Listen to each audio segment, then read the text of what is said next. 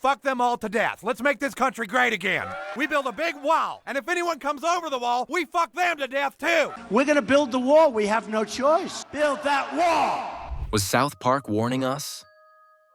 What if I told you that South Park not only parodied Donald Trump, but also predicted exactly how his presidency would play out? And even how it would all end? What the hell is this? This is the wall. Sorry, buddy, nobody allowed in. It's time to break down Where My Country Gone, the episode where South Park turned a school teacher into the most unhinged presidential candidate ever. Friends, I think I've proven that my policies work to get things done. South Park's version of Trump, Mr. Garrison's transformation. You see? There! This is why it's happening. Garrison. Every day, there are more and more Canadians coming into our country. It's an invasion. Mr. Garrison's entire storyline is a brutal satire of Trump's rise. He starts out spewing offensive, outrageous rhetoric. Nobody wants you here. It's time for someone to say it like it is and make our country great again. But rather than getting canceled, he gets more popular. Sound familiar? They're bringing drugs, they're bringing crime, they're rapists. We build a big wall, and if anyone comes over the wall, we fuck them to death too. South Park turned him into a full-blown political cartoon, pushing his speeches to absurd levels. But the scary part? It wasn't far from reality. The unintended consequences of Garrison's popularity. Our country is in serious trouble. What makes Garrison's transformation even more unsettling is how his character shift was originally played as an exaggeration, but ended up paralleling reality in unexpected ways. Why they thought this to be necessary. No, fuck them and fuck you. You've got a gaping gash, and you've got vinegary balls. The Canadians can't do this. Trump's campaign wasn't just about winning votes. It was about controlling the conversation. And in the show, South Park highlights how an outrageous figure can dominate the media cycle simply by being controversial. We won with poorly educated. I love the poorly educated. Yes, fuck them all to death. Let's make this country great again. The media's obsession with controversy gave Trump's campaign the attention it needed. And that's something South Park nailed. When people are more focused on the spectacle than the policies, anything can happen. How people didn't take him seriously until it was too late. At first, no one believed Garrison could actually win, just like no one believed Trump could win. It was all a joke, until it wasn't. Even major media outlets saw Trump's campaign as entertainment. Who's going to pay for the wall? The same way South Park showed Garrison being a ridiculous candidate, late-night comedians turned Trump into a running joke. But what happens when the joke stops being funny?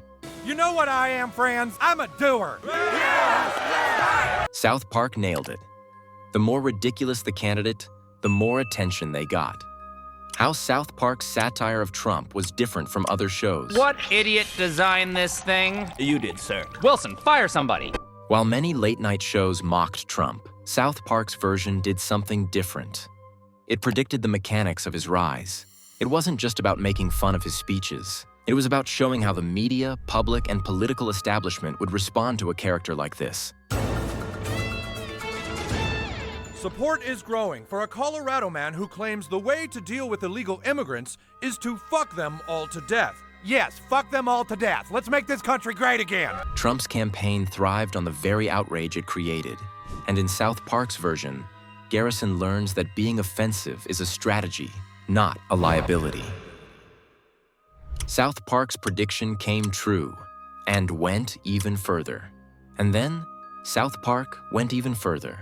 After this episode, they made Garrison actually become president, just like Trump. And just like in real life, things spiraled into insanity. Here's where the real-life comparisons get even crazier. Once Garrison is in office, he realizes he has no idea what he's doing. Sound familiar? South Park exaggerated it, sure, but only slightly. Just like Trump's administration had constant turnover, scandals, and absurd press briefings, Garrison's presidency became total chaos. What happened after Garrison's presidency? The most interesting part? South Park actually ended Garrison's presidency after Trump lost in 2020. The show treated it as an era, something that had to be wrapped up. And that says a lot about how South Park sees political figures. As storylines, not just individuals. After losing power, Garrison tries to reintegrate into society, but his reputation follows him. This is another accurate prediction. Trump himself still commands massive influence, but has faced serious legal and political consequences since leaving office. Even now, people are still debating, was South Park just mocking the moment, or were they making a warning about how politics and media work? So yeah, South Park predicted Trump, but maybe we should have paid more attention. The way the show exaggerated his rise and fall mirrors real-world politics more than we'd like to admit. Is satire warning us, or just reflecting reality?